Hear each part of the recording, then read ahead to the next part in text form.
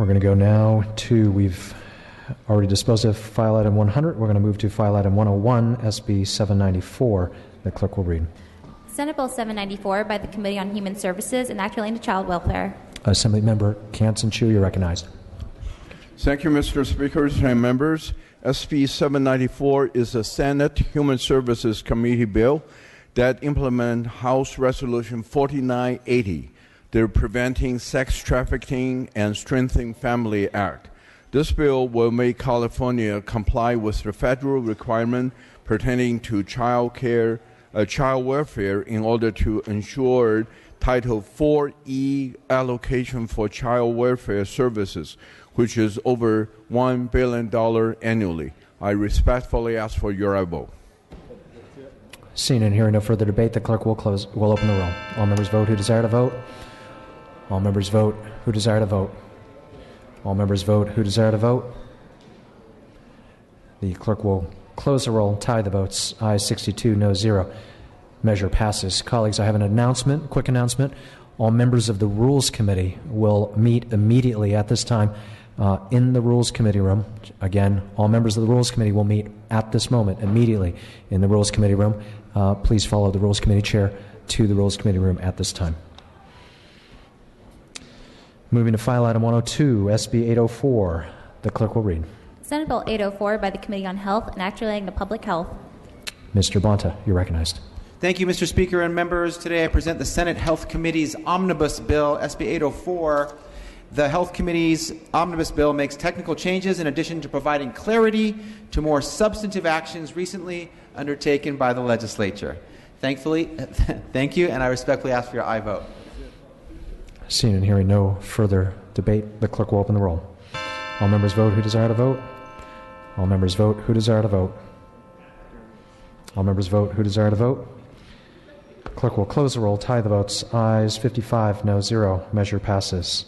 File item 103 were pass and retain. We've already disposed of file items 104 and 105. File item 106 we will pass and retain. Moving to file item 107, SJR 10. The clerk will read. Senate Joint Resolution 10 by Senator Stone and others relative to the federal investment tax credit. Mr. Patterson, you're recognized. Thank you, Mr. Speaker. Members, Senate Joint Resolution 10 calls upon Congress to extend the federal investment tax credit for solar energy. Currently, it is set to sunset. I'm not sure that's a particularly appropriate word here, but it will expire, it will end next year. Without congressional action, the tax credit for homeowners ends entirely, and the tax credit for businesses and commercial use will fall from 30% to 10%. Members, the loss of investment tax credits for solar and every other kind of investment tax credit leads to significant job losses. It will so in California and beyond in 2017.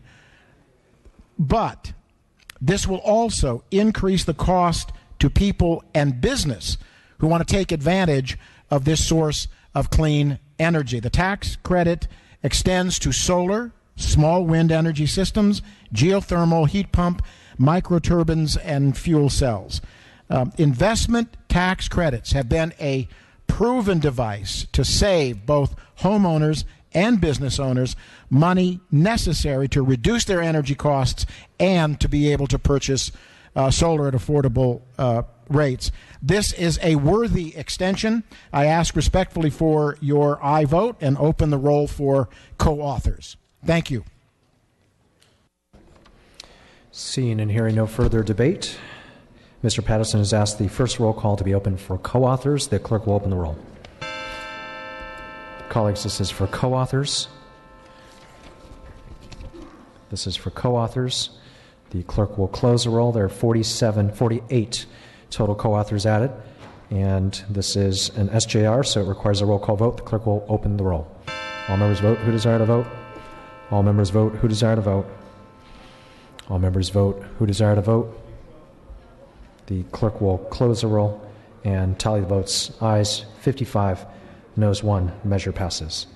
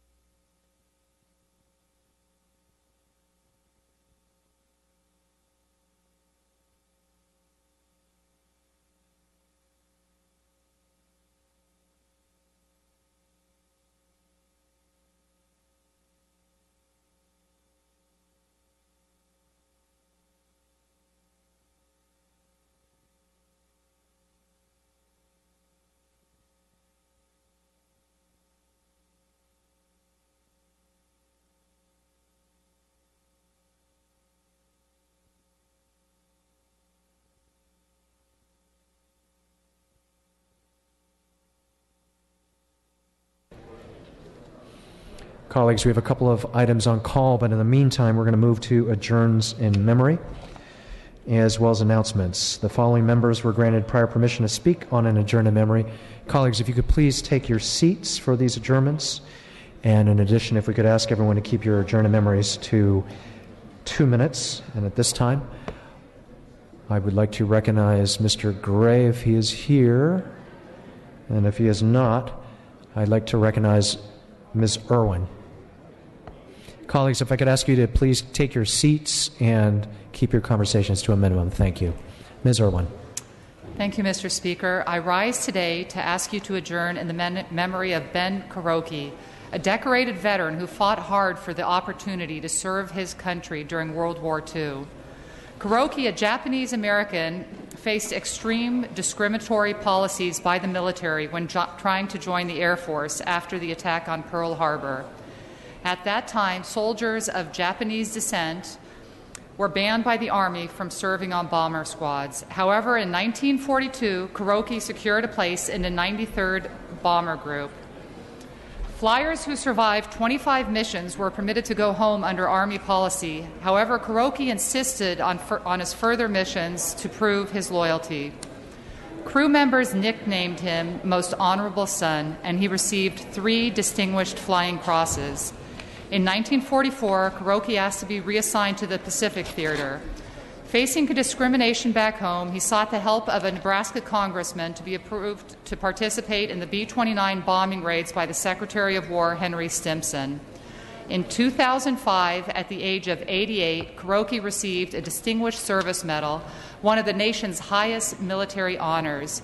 In 2007, he was the subject of a PBS documentary, Most Honorable Son. Besides his daughter, Julie, he is survived by his wife, his daughters, Kristen and Carrie, a sister, Rosemary, 4 grandchildren, and a great-grandchild. Ben Kuroki was an American hero, deserving of our gratitude and our thanks. Thank you, Ms. Irwin. I'd like to move to our next adjourn in memory by Mr. Levine. Thank you, Mr. Speaker and members. It is with sadness and deep respect that I rise today to adjourn in memory of William Zeke Grader, Jr., and ask that you join me in honoring the great legacy of this tireless champion of California's fishing and coastal communities. For 40 years, Zeke Grader served as the executive director of the Pacific Coast Federation of Fishermen's Association and expertly represented the interests of the commercial fishing community. Zeke grew up closely tied to fishing. His father founded Grader Fish Company in Fort Bragg, where Zeke attended school and spent much of his childhood on the family dock, helping fishermen to unload their catch. Zeke later went on to serve in the U.S. Marine Corps before earning a law degree from the University of San Francisco and becoming a member of the California State Bar in 1975. After becoming the executive director of the Pacific Coast Federation of Fishermen's Associations, Zeke led the organization in crafting and supporting numerous landmark state and federal laws to preserve the coastal fishing industry and to protect wild salmon and other vital fisheries. In 1988, the National Oceanic and Atmospheric Administration honored Zeke with its Environmental Hero Award. Zeke successfully advocated for both the fish and the fishermen. He showed us that we can have both a thriving and sustainable economy while also protecting the sustainability of natural resources for future generations. Zeke is survived by his wife, Lois Prentice, and his many friends and colleagues who are indebted to Zeke for his lifetime of service and his many contributions. Thank you, Mr. Levine. Colleagues, if I could ask you to please take your seats and keep your conversations to a minimum. Thank you, colleagues. I'd like to now recognize Dr. Wood. Thank you, Mr. Speaker and members. I, too, rise with a heavy heart to speak in adjournment of Zeke Grader, an environmental champion and community leader who led the Pacific Coast Federation of Fishermen's Association. His accomplishments are many.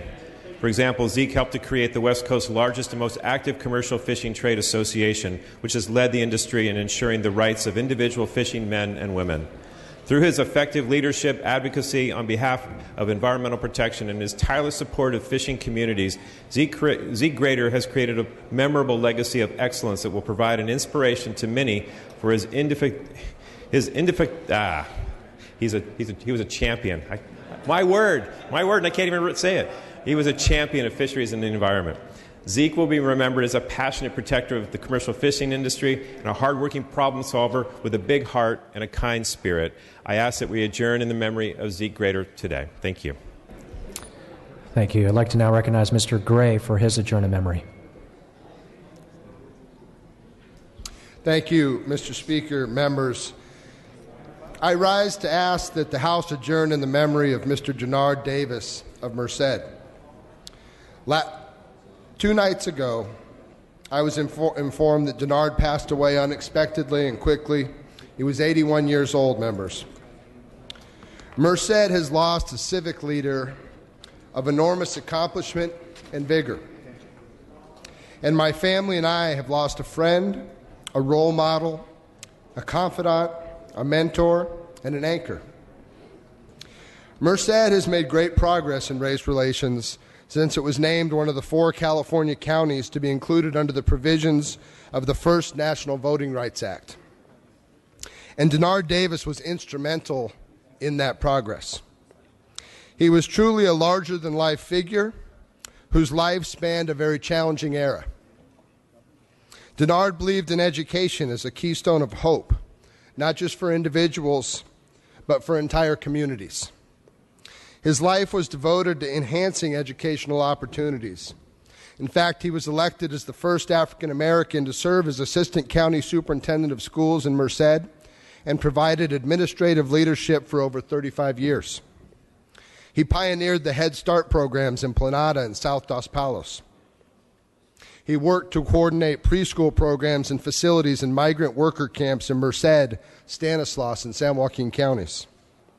Denard was a leader in a number of community organizations, including First Thursdays, Concerned Men Cook for Education, the George Washington Carver Center in Dos Palos, the MLK Junior Way in Merced, and the NAACP. He was the go-to guy, the man who would organize his neighbors, build coalitions, and through his passion, compassionate and disciplined style, he would disarm those who fought in order to find common ground. Denard and his wife Yvonne have always been revered for their community spirit and dedication. We offer our deepest condolences to Yvonne, as well as their daughters and grandchildren for their loss. We as a community will mourn Denard's passing. Merced has lost a great friend, but his legacy, seen through thousands of people who may not know his name, but were given an opportunity to learn by the actions of his life, will live on. Those of us who knew him well will grieve, but also realize that we were lucky and better off for knowing him well. Most importantly, members, I wish for us to honor him by carrying on his life's work. Thank you. Thank you, Mr. Gray. Our next in memoriam will be read by Mr. Ridley Thomas. Thank you, Mr. Speaker. Colleagues, I rise to adjourn in memory and ask that this body joining me in doing so for Dr. Marshall Tad Morgan. Those of us from the Los Angeles area would remember him as the past president, the immediate past president of the Los Angeles County Medical Association. He was a distinguished member of the UCLA faculty, a professor of clinical medicine, and the chief of emergency medicine at the David Geffen School of Medicine and the Ronald Reagan UCLA Medical Center. In his capacity as director of the Emergency Medical Center, Dr. Morgan oversaw clinical and academic programs in emergency medicine while also providing his expertise as a member of a number of committees, including the Medical Staff Executive Committee and the Subcommittee on Trauma Patient Care. Dr. Morgan served the Los Angeles community in many capacities and was at the helm of the LA County Medical Association as the healthcare reform continued to take foot. He is really a giant in stature. He mentored and he saw patients. So he was a medical administrator, an advocate for medicine and a better healthcare system, and a healthcare provider himself. Surviving him are his wife Jean, 4 children, 10 grandchildren, and 3 great-grandchildren who make an impact and will carry on the legacy of their loved one, Dr. Marshall Tad Morgan. It's with that in mind, Mr. Speaker and colleagues, that I ask that this body adjourn in the memory of Marshall Morgan. May he rest in peace. Thank you, Mr. Speaker. And our final adjourn in memory today will be offered by Dr. Wood. Thank you, Mr. Speaker and members. I rise today to ask that we adjourn in the memory of Humboldt County Sheriff's Department Detective Richard Schlesinger, known in the community as Officer Rich. He began his law enforcement career with Siskiyou County, but later returned to his home in Humboldt County to serve as a deputy sheriff, ultimately rising to the rank of corporal. In August 2001, Officer Rich competed for and was successful in being appointed as rotational detective for the Sheriff's Office and was later promoted to the position of permanent investigator to work on complex homicide issues. In January 2014, he was promoted to the rank of Sheriff's Corporal and tasked with training of new deputy sheriff recruits. Despite his success, it is with a heavy heart that we have to inform you that Officer Rich was forced to medically retire due to illness that ultimately ended his youthful, vibrant, and productive life. Officer Rich passed away on Monday, September 7th, at the age of 45. I ask that we adjourn in Detective Rich's memory today, and thank you for hearing me. Thank you, colleagues. Members, please bring the names to the desk to be printed in the journal. All requests to adjourn in memory will be deemed read and printed in the journal.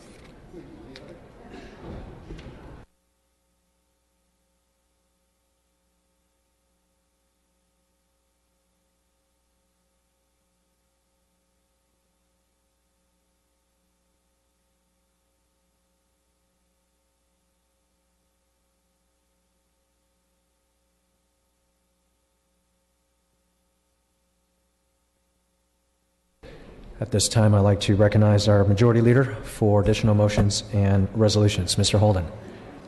Thank you, Mr. Speaker. There's a Rules Committee resolution at the desk to suspend Joint Rule 61A to allow the following bills to be heard and reported for further action in the following committees after the Policy and Fiscal Committee's deadline. SB 150, Nangoon, in the Revenue and Taxation Committee and Appropriations Committee. SB 168, Gains in Privacy and Consumer Protection Committee. Senate Bill 377, Jim Bill, in the Appropriations Committee. Senate Bill 448, WASO, in the Public Safety Committee. Requires a 2/3 roll call vote. I ask that we take up that resolution now. Ms. Waldron. We support this resolution. Thank you. At this time, the clerk will read the resolution. Resolved that Joint Rule 61A be suspended to permit the Committees on Revenue and Taxation and Appropriations to meet, consider, and report Senate Bill 150, to permit the Committee on Privacy and Consumer Protection to meet, consider, and report Senate Bill 168, to permit the Committee on Appropriations to meet, consider, and report Senate Bill 377, and to permit the Committee on Public Safety to meet, consider, and report Senate Bill 448 for further action. At this time, the clerk will, Mr. Holden and Ms. Waldron are asking for an aye vote at this time. The clerk will open the roll. All members vote who desire to vote. All members vote who desire to vote. All members vote who desire to vote. The clerk will close the roll and tie the votes. Aye 68, no 0. The motion passes. The resolution is adopted. Mr. Holden. There's a resolution at the desk to invoke the Constitution to dispense with Article 4, Section 8B that requires 3 readings on 3 separate days. It takes a 2/3 roll call. I ask for that resolution to be adopted. Ms. Waldron. Thank you, Mr. Speaker. We also support this resolution. The clerk will read the resolution. Resolved that Senate Bills 150, 168, 448 presents a case of urgency, as that term is used in Article 4, Section 8B of the Constitution, and the provision of that section requiring that the bill be read on 3 separate days in each House is hereby dispensed with, and it is ordered that the bill be placed upon its passage and considered engrossed. This requires a roll call vote, a two-thirds vote on a roll call vote. Both Mr. Holden and Ms. Waldron are asking for a roll call vote. The clerk will open the roll. All members vote who desire to vote. All members vote who desire to vote. All members vote who desire to vote. The clerk will close the roll, tally the votes. Ayes 74, no 0. Mr. Holden.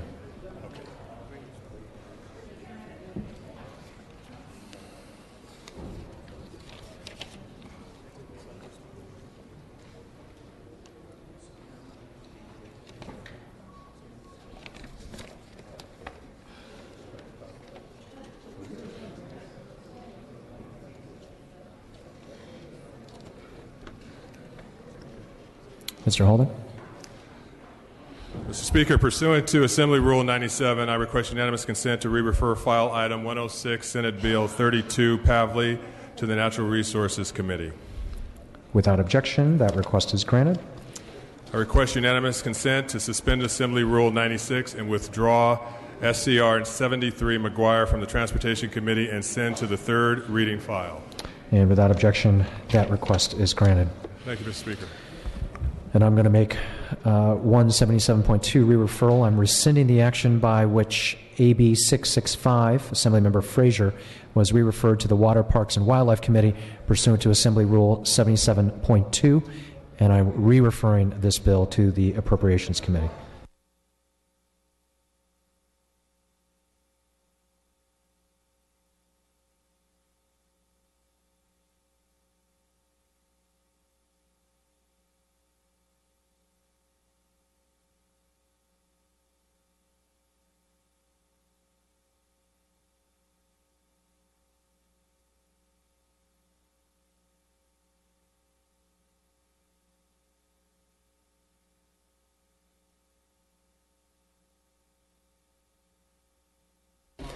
Colleagues, we're going to take up one additional item from the Senate third reading. That is file item 79, SB 767. The clerk will read.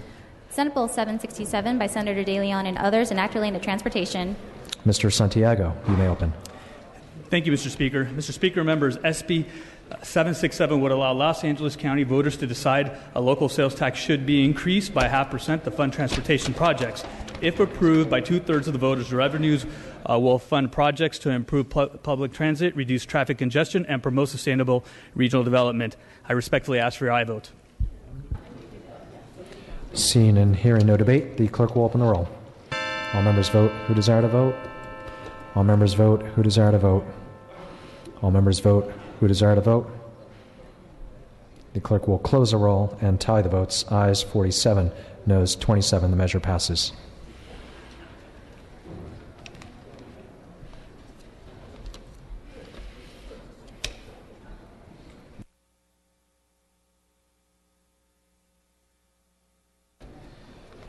At this time, colleagues, we have two items that I'm going to lift the call on. First, I'm going to lift the call on file item 97. The clerk will post. All members vote who desire to vote. All members vote who desire to vote. All members vote who desire to vote. Clerk will close the roll, tally the votes. Ayes 45, noes 26. Measure passes. I'm going to lift the call at this time on file item 99. The clerk will post. All members vote who desire to vote. All members vote who desire to vote. All members vote who desire to vote.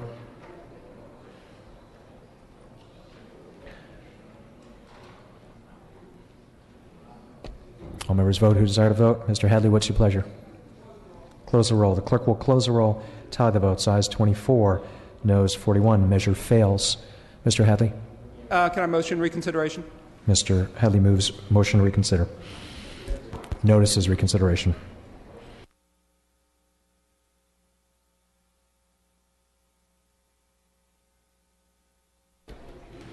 Colleagues, I'm going to move to announcements. There's one committee that is going to be meeting this afternoon, The Natural Resources Committee will be meeting regarding SB 350 at 5:30 p.m. upon the call as requested by the chair of the Natural Resources Committee. Tomorrow, September 11th, is the last day for any bills to be passed in 2015. The scheduled session is as follows. Friday, September the 11th, floor session at 10 a.m. Apparently we have one more motion, so hold up, everybody. Monday, September the 14th, begins our interim recess.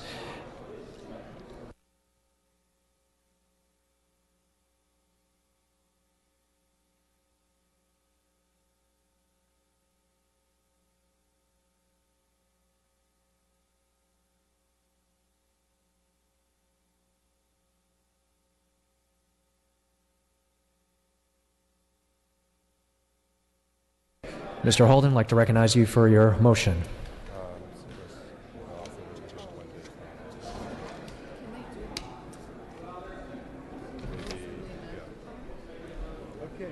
Thank you, Mr. Speaker. At the request of the author, I'm giving a one-day notice of intent to remove the following bill from the inactive file, A12, Senate Bill 292, PAN. Without objection, that should be the case. And with that, all other items remaining will be passed and retained. All motions shall be continued. Seeing and hearing no further business, I'm ready to entertain a motion to adjourn. Assemblymember Gaines, for what purpose do you rise?